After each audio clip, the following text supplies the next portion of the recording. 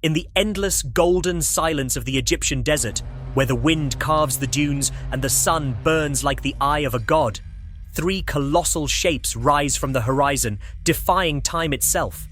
The pyramids of Giza, the last surviving wonder of the ancient world, their stones older than the histories of most civilizations, standing as a question carved into the earth. Who built them? Why were they made? And what forces, human, divine, or something beyond, left them here as messages for eternity?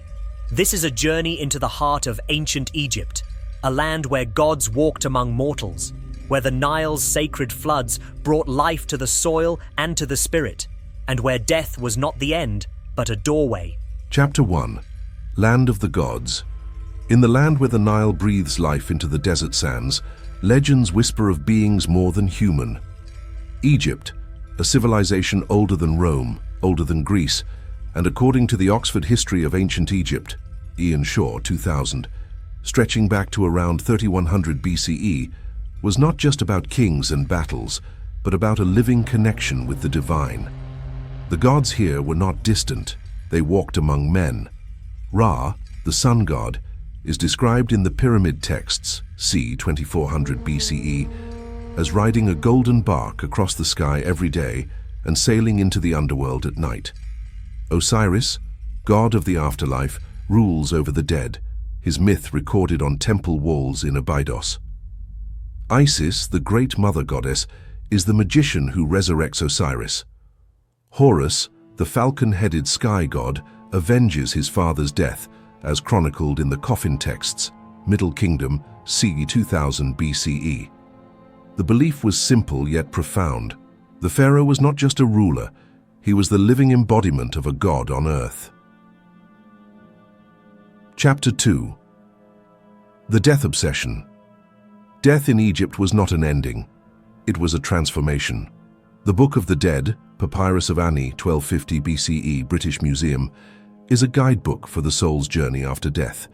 Egyptians believed the soul, K and Ba, needed a preserved body to return to. This is why mummification became sacred. The heart would be weighed against the feather of Ma'at, the goddess of truth, as depicted in tomb paintings in the Valley of the Kings. If lighter, the soul could live forever. If heavier, it would be devoured by Amit, a demon with the head of a crocodile, body of a lion, and hindquarters of a hippopotamus.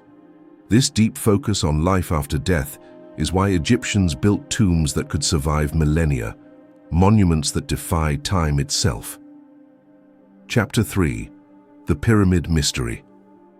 The Great Pyramid of Giza, built for Pharaoh Khufu around 2560 BCE, stands 146.6 meters tall, original height, the tallest structure in the world for nearly 3,800 years.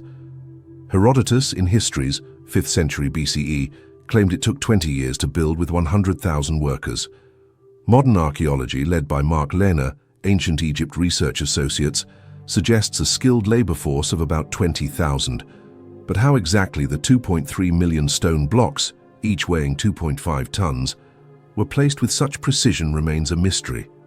Some researchers, like Robert Bauval in The Orion Mystery, 1994, argue the pyramids align perfectly with Orion's belt stars, hinting at an astronomical purpose beyond just being tombs.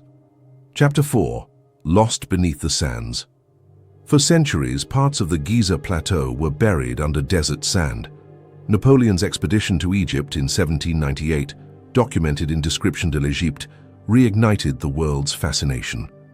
By the early 19th century, explorers like Giovanni Belzoni began clearing the sands, revealing passages unseen for thousands of years. But the most astonishing rediscovery came in 1925, when George Reisner uncovered the intact tomb of Queen Hetepheres I, hidden beside the Great Pyramid, preserved for over 4,000 years. Chapter 5. Were they alone? The precision of the pyramids, the astronomical alignments, and the engineering, even by today's standards, have led to speculation.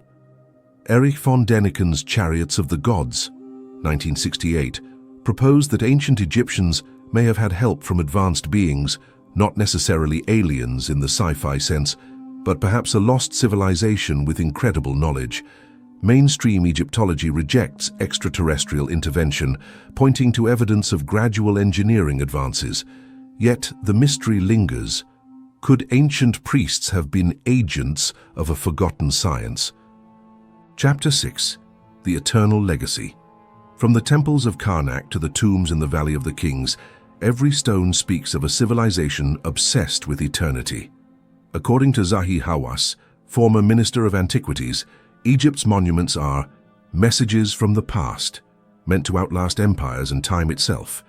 The gods may no longer walk among us, but their stories, carved in hieroglyphs, painted in tombs, whispered in the desert wind, remain immortal. Perhaps that is the greatest lesson Egypt leaves us, that life is fleeting, but memory can be eternal. The pharaohs built for the gods, but they also built for us, the dreamers of the future. Standing before the pyramids, one cannot help but feel that time itself bows here, if only for a moment. And as we leave these sands behind, remember, history is not just in books. It is under our feet, waiting to be rediscovered. I'm Son Ruku, and you've been watching Historian Idiot. This was our journey through Egypt's gods, the mysteries of the pyramids, and their eternal quest for immortality. But the story doesn't end here.